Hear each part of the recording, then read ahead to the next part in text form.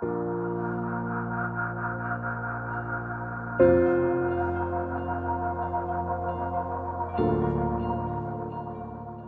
están ustedes? Gusto de saludarles. Una nueva jornada de Visitando las Iglesias, la que comenzamos a vivir desde este instante. Estamos en dependencia de la Iglesia Alianza Cristiana y Misionera junto a nuestro pastor Miguel Ángel Rivera, a quien saludamos. ¿Cómo está, pastor?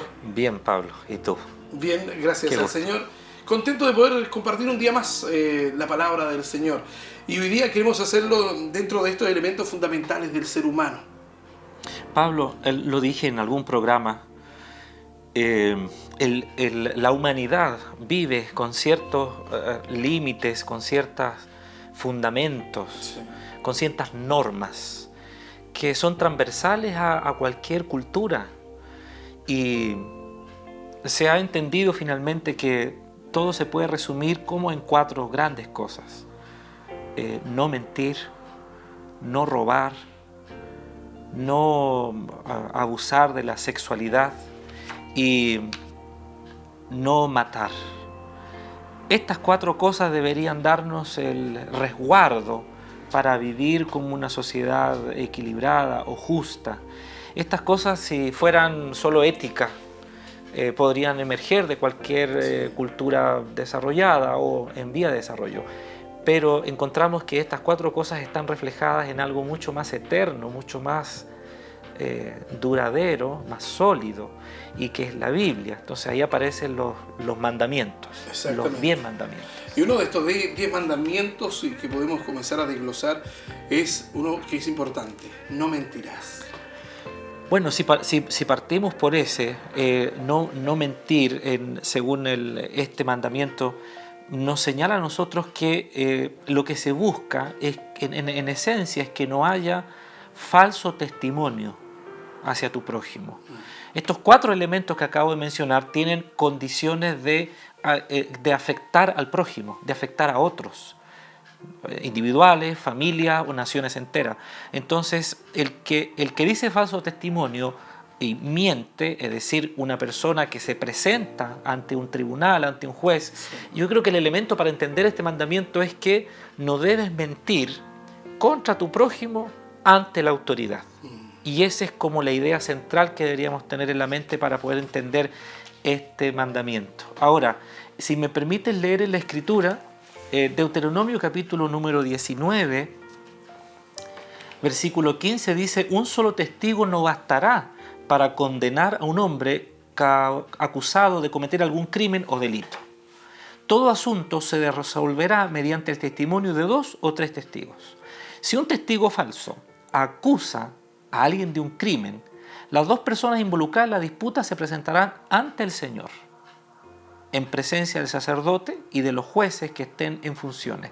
Los jueces harán una investigación minuciosa y si comprueban que el testigo miente y que es falsa la declaración que ha dado contra su hermano, entonces le harán a él lo mismo que se proponía hacerle al hermano que estaba acusando. Así extirparás el mal que haya en medio de ti, y cuando todos los demás oigan esto, tendrán temor y nunca más se hará semejante maldad en el país. No le tengas consideración a nadie. O sea, definitivamente habla de la imparcialidad, ¿no? Entonces, ¿por qué señalo el elemento de no mentir al prójimo, no dar falso testimonio del prójimo ante la autoridad? Porque si tú te das cuenta, los elementos acá dicen que cuando había una acusación, tenían que haber los siguientes elementos. Primero, el acusado, la persona que venía a acusar, tenía que presentarse, dice, delante del Señor.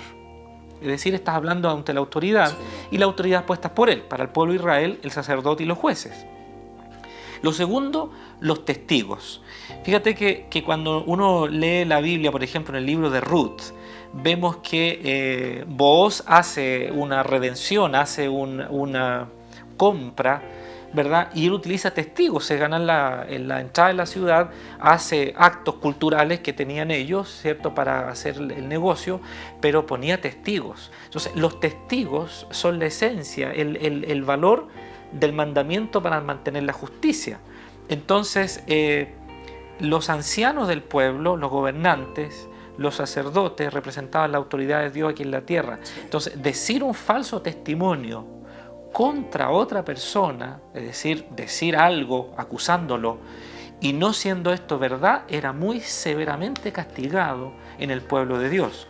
Entonces, los testigos son esencialmente vitales en el testimonio. Lo mismo vemos en Timoteo. Si vamos al Nuevo Testamento, porque puede alguien decir, bueno, esto era del Antiguo Testamento y posiblemente no tiene mucha influencia para nosotros, pero en 1 Timoteo, capítulo 5, verso número 19, dice: no admitas ninguna acusación contra un anciano, a no ser que esté respaldada por 2 o 3 testigos. A los que pecan, repréndenlos en público para que sirva de escarmiento. Y en el Antiguo Testamento, en Deuteronomio 19, decía: no tengas consideración con nadie, es decir, sé justo, y hazlo públicamente para que sirva de escarmiento a los demás. Entonces, el principio en el mandamiento no mientas implica no decir falso testimonio del prójimo. Si lo llevamos a la práctica. Bueno, en la práctica, Pablo, hay formas de decir falso testimonio. Por ejemplo, mentir como pecado de calumnia o murmuración. Esto es muy tentador en todas las sociedades. No se debe mentir. Voy a leerte otro pasaje en Efesios, capítulo número 4. Dice la Escritura que debemos vestirnos renovando nuestra mente, Efesios 4:24, y ponernos el ropaje de la nueva naturaleza creada a imagen de Dios en verdadera justicia y santidad. Es decir, el pecado de mentira no puede estar en aquellos que hemos asumido y entregado nuestra vida a Cristo como Salvador. La murmuración, Pablo, es hacer correr un rumor, decir cosas de alguien que en el fondo no son verdad. Ahora, yo te lo puedo decir a ti. Yo te puedo venir a decir: oye, Pablo, ¿sabes qué? He escuchado esto. Mira, yo sabía esto de hace mucho tiempo, pero no te lo quería decir porque, bueno, otros dicen, yo solo te lo digo a ti, pero no se lo digas a nadie. Sabiendo que fue. ¿Correcto? Pero la tentación nos lleva, ¿cierto?, a comentar. Lo tercero que a veces pasa en el tema de las calumnias es que se dicen medias verdades de otras personas o se saca de contexto. Por ejemplo, nosotros grabamos un programa. Sí. Los programas son editables. Entonces alguien puede tomar alguna grabación tuya, mía, de cualquiera de las personas que hablan en televisión, cortarla, pegarla y hacerla aparecer en una secuencia como que dijo algo que con corte, pegar, vamos uniendo y dijo cosas que no dijo, pero ahí aparecen como que las dijo. Entonces, el pecado de la mentira no solo es dar un falso testimonio acusatorio cuando hay un crimen o alguna cosa, sino que también implica este hecho. La forma de falsedad de la mentira, el pecado de la mentira es muy delicado, hacer correr una calumnia o una murmuración. Otro elemento en la práctica, tú me preguntaste, sí, es juzgar precipitadamente. El libro de Mateo, el capítulo 7, señala, y entonces los fariseos sabían que Jesús había llegado y vinieron algunos discípulos y le decían lo siguiente, estaba leyendo Marcos: no juzguen a nadie para que nadie lo juzgue a ustedes, porque tal como juzga se les juzgará, y con la medida que miden a otros se le medirá a ustedes. ¿Por qué te fijas en la astilla que tiene tu hermano en el ojo y no le das importancia a la viga que está en el tuyo? ¿Cómo puedes decirle a tu hermano: déjame sacarte la astilla del ojo, cuando ahí tienes una viga en el ojo tuyo? Hipócrita, saca primero la viga de tu propio ojo y entonces verás con claridad para sacar la astilla del ojo de tu hermano. Entonces, juzgar precipitadamente es emitir un juicio, es hablar de otro, es declarar algo en conversación o en un diálogo más formal de otra persona con el único objetivo de ponerme yo como juez, ponerme yo en la superioridad. Entonces, Esto también implica, hermano, un hecho débil que a veces sucede en nuestras iglesias. A veces vemos pecado, vemos que hay situaciones que hay que corregir, pero los gobernantes de la iglesia, los dirigentes de la iglesia, prefiero usar la palabra dirigentes, los que la lideran, los que la administran, los que ofician el ministerio, dicen, bueno, pero el que esté libre de pecado que lance la primera piedra. Que yo no tenga que juzgar precipitadamente, que un líder no tenga que juzgar precipitadamente en una iglesia, no quiere decir que se exima de la responsabilidad como dirigente de investigar, corregir a la luz de la Biblia y juzgar. O sea, aquí puedo decir un hermano en la iglesia. Sí. ¿Por qué los dirigentes me vienen a juzgar a mí si ellos también tienen pecado? O sea, ¿por qué no se fijan en su falta y me vienen a juzgar a mí? No, eso sería errado en el tema de dirigencia de la iglesia. Los dirigentes de la iglesia tienen que mantener una vida de santidad porque en algún minuto determinado van a tener que emitir juicio sobre sus hermanos. Sí. Van a tener que, cuando digo emitir juicio, no digo sentencia, van a tener que investigar, analizar, conversar y decir el hermano está erradamente. Porque cuando el pecado no se atiende, cuando se deja dentro de la congregación, el pecado finalmente trae muerte, división y conflicto. Un tercer elemento que sucede, hermano, es la difamación. Difamar a una persona es hacer correr o decir que dijo algo que no es, hacer correr una fama. Dice, este tiene fama de esto. Difamar al hermano. Por ejemplo, un hermano que es maestro, hace trabajos de carpintería o de mueble o gaffiter o no sé, maestro de diferentes funciones. Sí. Muy bien, y ese hermano hace un trabajo en una casa y no le queda bien. Entonces vas a visitarlo tú y el hermano dentro de café y café dice, hoy ¿sabe qué? Traje tal hermano y resulta que le dije que me haga este mueble, pero mira que iba a hacerme las puertas y todavía no me las trae. Y han pasado 2 meses y yo ya le pagué. Bueno, podríamos criticar esa actitud.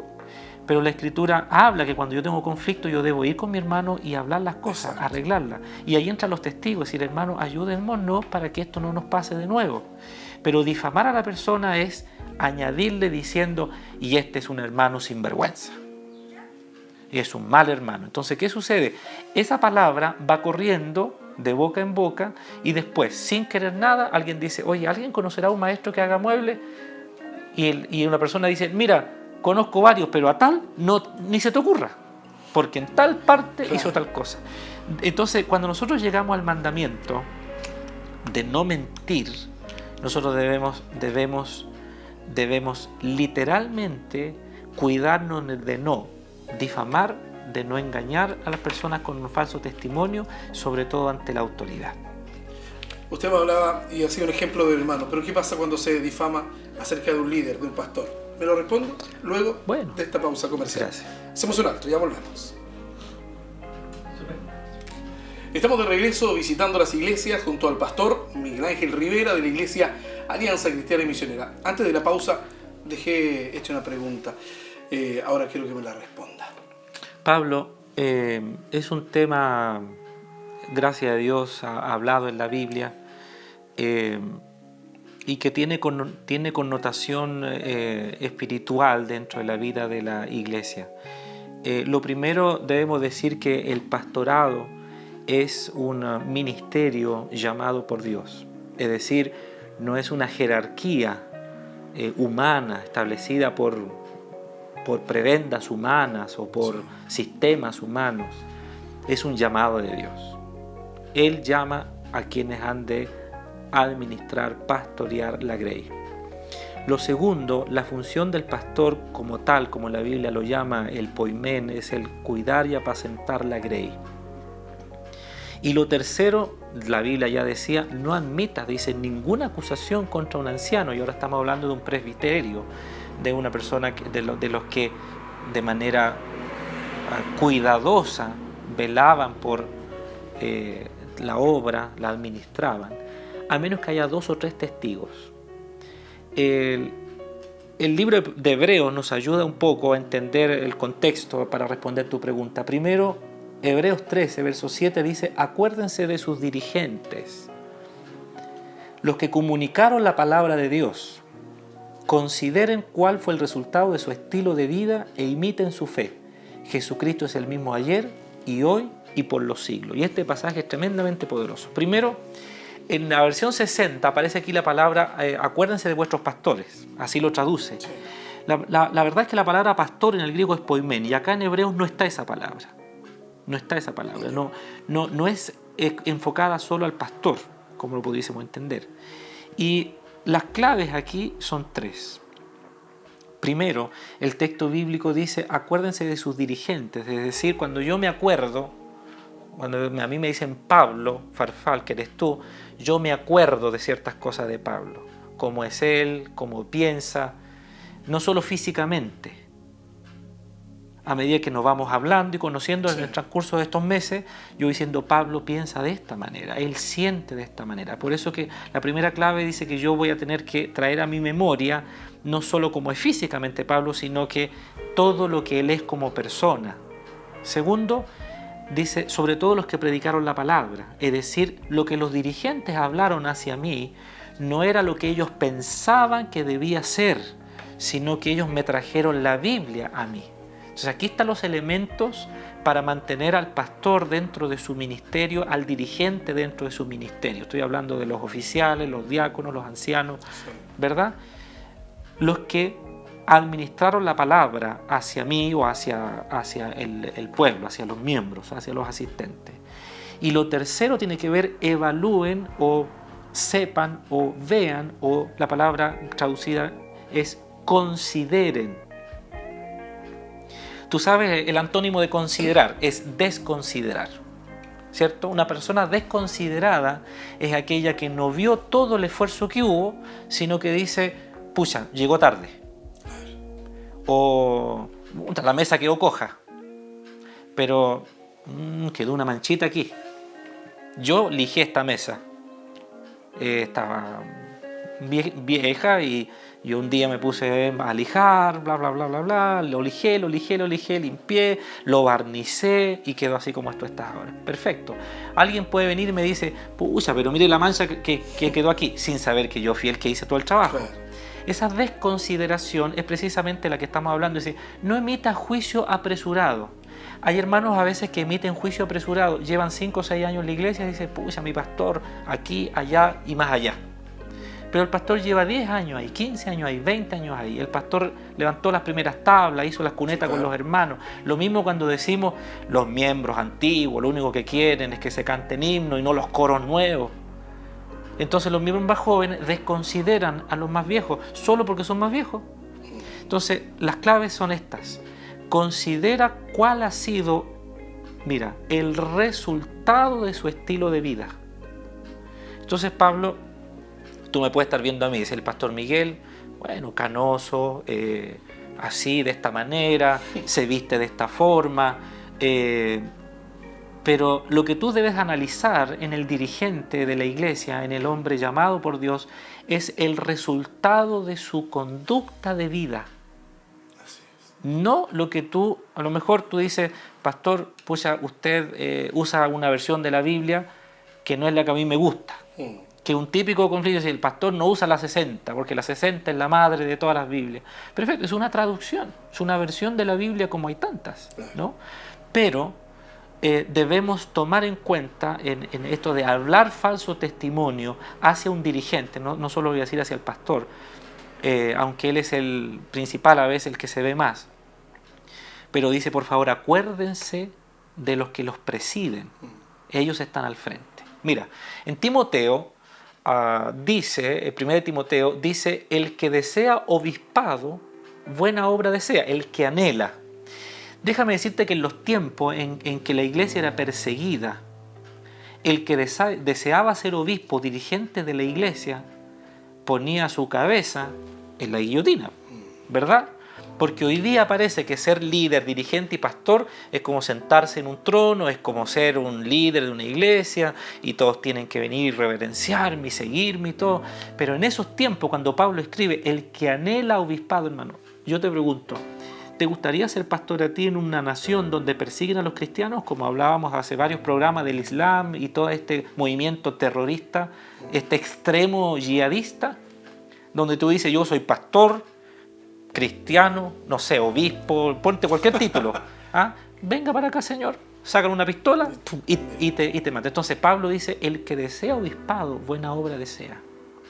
El segundo pasaje que te quiero mencionar está en el mismo Hebreos 13:17 y dice, obedezcan a sus dirigentes y sométanse a ellos, pues ellos cuidan de ustedes como quienes tienen que rendir cuentas. Obedézcanlos a fin de que ellos cumplan la tarea con alegría y sin quejarse, pues el quejarse no les trae a ellos ningún provecho. Hermano, aquí hay 3 cosas más. Primero, dice algo que no gusta, la palabra sujeción, pero Jesucristo es el ejemplo de sujeción. Él se sujetó, siendo en forma de Dios, dice Filipenses, no estimó el ser igual a Dios como cosa que aferrarse, sino que se despojó a sí mismo, tomó la forma de siervo, se sujetó. Segundo pasaje que quiero mencionar dice que el Señor Jesús aprendió obediencia a través del sufrimiento. Entonces dice, ¿el Señor Jesús aprendió obediencia y no era obediente? Si es posible que pase de mí esta copa, que sea, pero no se haga mi voluntad, sino la tuya. Si eso no es sujeción a quien está arriba, yo no sé. Entonces, cuando nosotros miramos eso ahora en los dirigentes de la iglesia, los líderes, oficiales, diáconos, ancianos, pastores, tenemos que entender que estamos llamados a sujetarnos. Eclesiastés dice, sepa el alto, que sobre él hay uno más alto. Entonces, yo puedo ser una persona que tiene autoridad, soy pastor, pero no debo olvidar que sobre mí hay otro pastor y sobre ese pastor está Dios. Entonces tenemos toda una línea de aprender a sujetarnos mutuamente. Lo segundo que dice el texto es que los que pastorean, los que cuidan el rebaño, lo hacen como quienes tienen que rendir cuenta. Voy a explicar esto. La versión 60 dice los pastores, entonces los líderes, los ancianos, los diáconos, los oficiales, cual sea el nombre que se le ha dado en cada denominación, ellos, perdón que voy a hacer un gesto, ellos dan un paso atrás porque el que tiene que rendir cuenta es el pastor. Pero el texto bíblico en Hebreos no señala la palabra pastor, señala la palabra dirigente, líder, llámalo anciano, oficial, diácono. Ese conjunto de hermanos que Dios los ha honrado con dirigir la iglesia porque son llenos del Espíritu, más sabios, de buen testimonio, como dice Timoteo, y todas las características, sí, saben gobernar su casa, ellos nos deben dar cuenta personal por cada uno. Dice, ¿cómo quienes tienen que dar cuenta? Existe una figura literaria que se llama el símil, y la palabra que conecta un símil, que nos dice que hay un símil, es ¿cómo? ¿Cómo quién? Tú te pareces a, tú eres como tal. Entonces, dice, tú eres porfiado como un... Ya, le eres porfiado como un burro. No le está diciendo burro a la persona, le está diciendo eres como. Los pastores dirigentes deben rendir, vivir su vida, pastorear la grey, cuidarla, como quienes tienen que rendir cuenta. El Señor nos va a pedir cuenta de cómo yo hice mi pastorado, no hay duda. Pero los hermanos no pueden eludir su responsabilidad, como que el que va a rendir cuentas por él es el pastor. Entonces un ejemplo clásico es, dice, pucha, yo estoy aquí en la casa, el pastor nunca ha venido, nunca me dijo nada. Entonces el pastor es el responsable y no yo. Ese es un engaño mentiroso absolutamente. Lo tercero que quiero decir, sí, Pablo, en esto es que la Biblia señala es que los pastores debemos cumplir con alegría nuestra tarea. ¿Cuál es el único enemigo de que los pastores terminen su carrera con alegría? Es cuando en el pueblo no hay obediencia. Porque finalmente, como decía el verso 7, los pastores lo que hacemos es transmitir la palabra. Entonces, la pregunta tuya era juzgar. Sí. Lo que nunca debe pasar hacia un pastor es mentir en contra de él.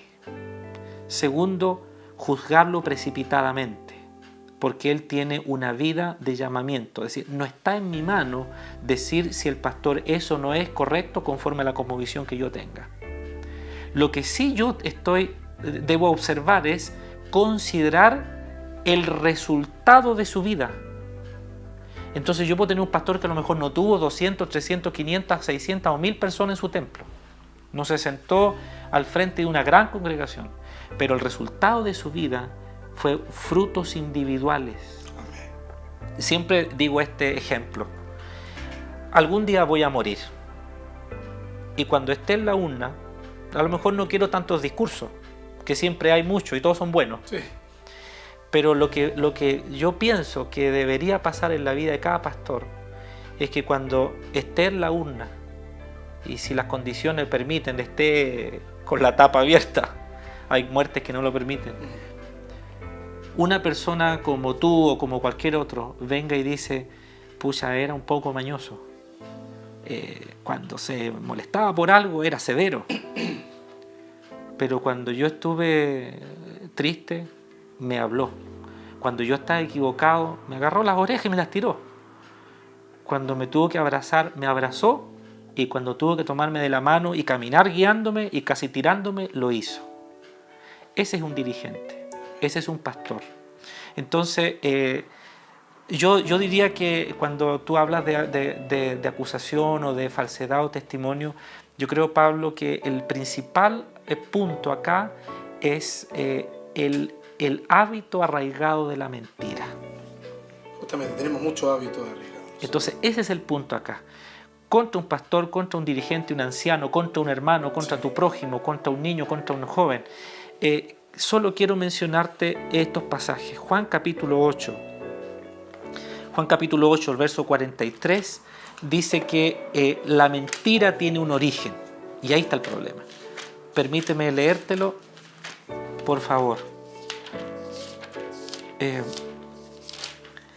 Dice la Escritura así.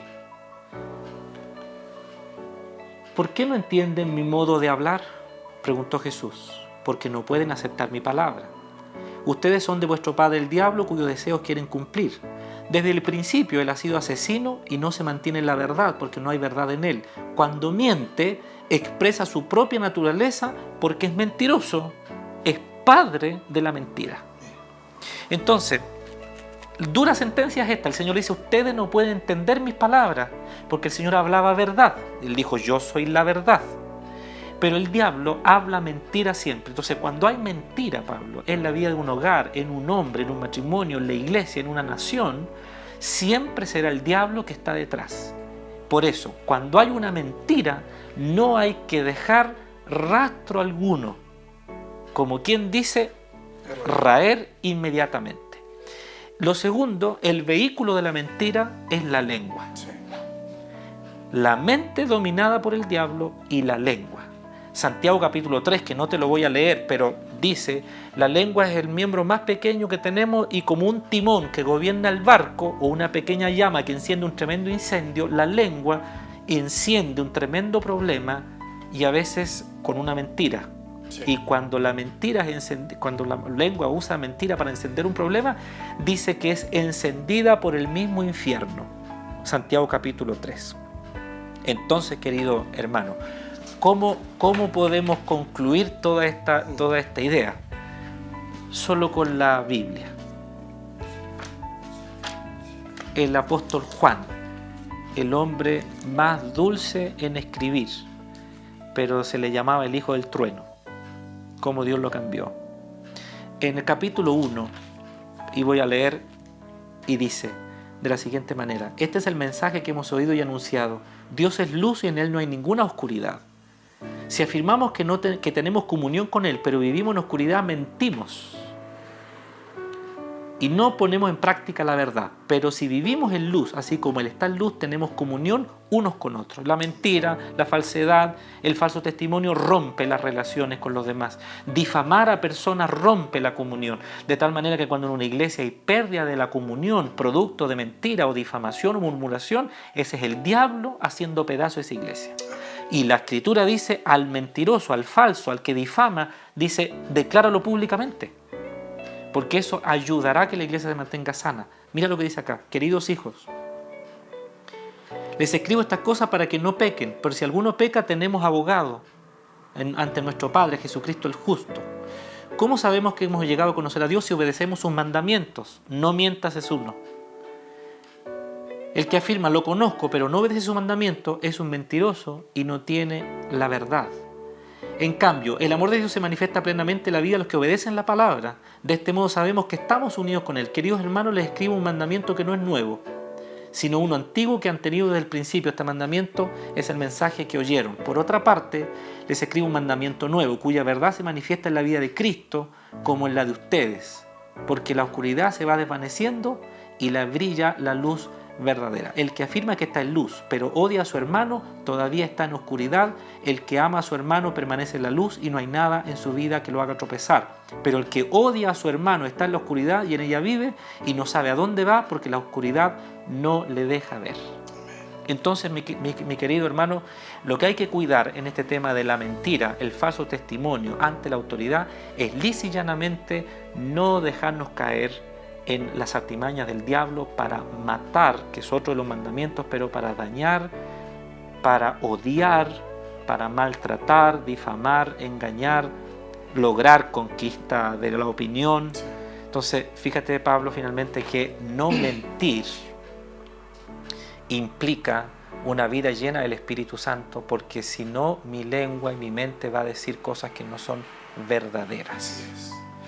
Sin duda, ha sido muy importante estudiar este tema junto al pastor Miguel Ángel Rivera y procuremos ser hijos de la verdad, de Dios, y no hijos de la mentira, que es su padre, Satanás. Gracias por compartir con nosotros Gracias a ti, Pablo. esta jornada en Visitando las Iglesias.